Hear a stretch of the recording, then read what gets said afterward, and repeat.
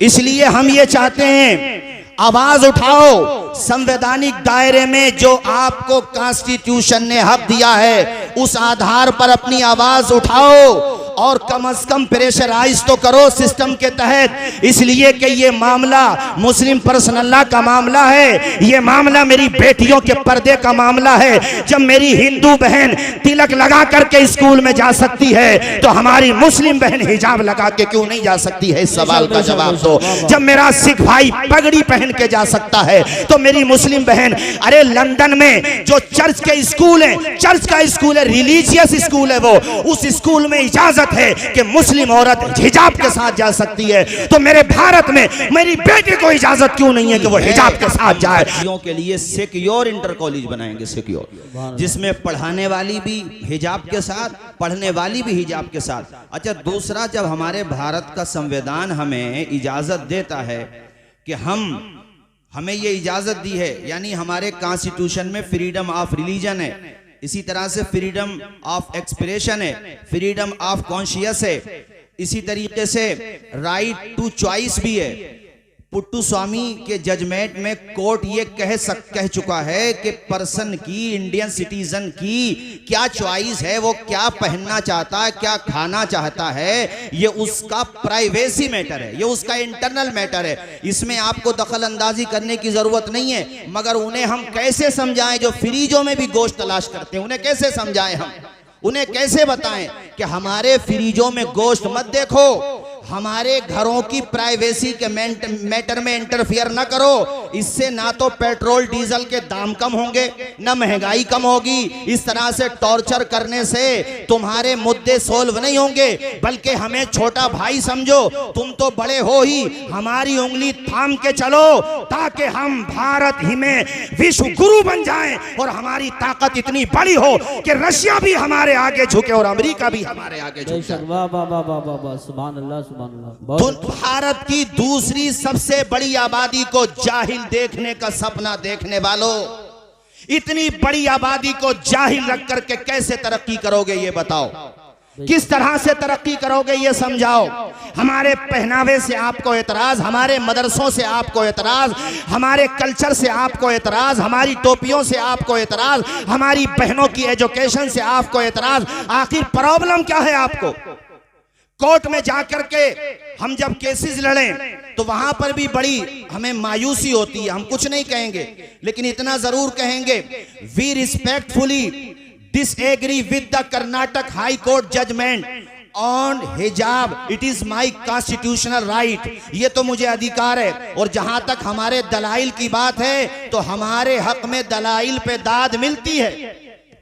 हमारे एडवोकेट बाबरी मस्जिद केस में भी मैं बताना चाहता हूं भाइयों को, हमारे भारत का हिंदू कम्युनल नहीं हुआ है, ये बात दिमाग में बिठाइए। बाबरी मस्जिद केस सुप्रीम कोर्ट में लड़ने वाले जो जजेस थे वो हिंदू भाई थे और उन्होंने कोई कसर नहीं छोड़ी। इसी तरह से कर्नाटक हाई कोर्ट में हिजाब के मैटर पर जो लॉजिकल दलाइल दे रहे थे वो भी, उनमें भी हिंदू थे एडवोकेट, कई एडवोकेट हिंदू थे। तो हम लोग हिंदू भाई, हिंदू मुस्लिम भाईचारा चाहते हैं। दलाइल तो हमारे बहुत अच्छे रहते हैं। सुने शेर, कारी यूसुफ साहब शेर सुने, माशाल्लाह आप तो बहुत अच्छे शेर पढ़ते हैं। कारी नासिर साहब सुनिए, हमारे हक में दलाइल पे दाद मिलती है, हमारे हक में मगर फैसले नहीं आते। क्या बात है, बहुत अच्छा, बहुत अच्छा।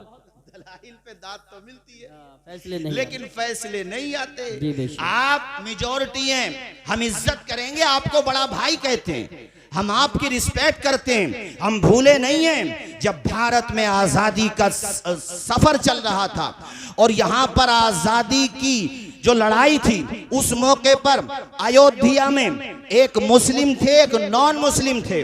उनका नाम राम प्रसाद था और इनका नाम मीर अली था। दोनों इतने गहरे दोस्त थे कि अंग्रेजों के खिलाफ एक साथ निकले। हमने एक मर्तबा पुलिस के सामने भी ये वाकया बयान किया था। अब तो वो डीएम साहब हमारे संभल से चले गए हैं, उन्होंने भी बहुत सराहना की थी। तो मैंने बड़ा विनम्रता पूर्वक उनसे कहा था, सर सराहना ही मत करो, बल्कि संवैधानिक कुर्सियों पे बैठे हुए लोगों से ये कहो कि मुस्लिम भाइयों को सेकंड दर्जे का सिटीजन मत बनाओ, बल्कि ए दर्जे का सिटीजन बना दो। हमें ना कोई पद चाहिए, कुछ नहीं चाहिए। हम बिल्कुल वही बोली बोलना चाहते हैं आप, जो वो बोली बोलता है जो पॉलिटिकल एम्पावरमेंट की बात करता है, जो एजुकेशन एम्पावरमेंट की बात करता है, जो सोशल एम्पावरमेंट की बात करता है।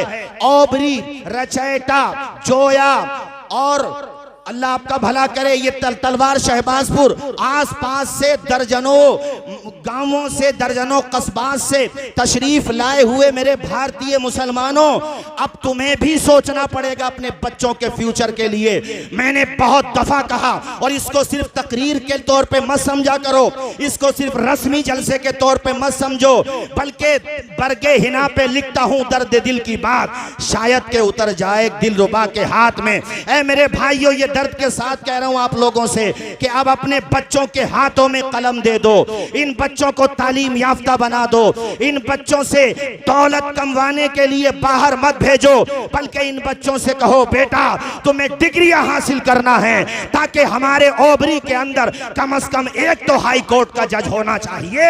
अरे जज तो बहुत दूर की बात है, पूरे ओबरी से लेकर जोया तक, जोया से लेकर अमरोहा तक, अमरोहा से लेकर संभल तक उंगलियों पे गिने जाने वाले एडवोकेट मिलेंगे जो हाई कोर्ट में हमारा केस लड़ते होंगे। जी बेशक बेशक, सही फरमा रहे हैं।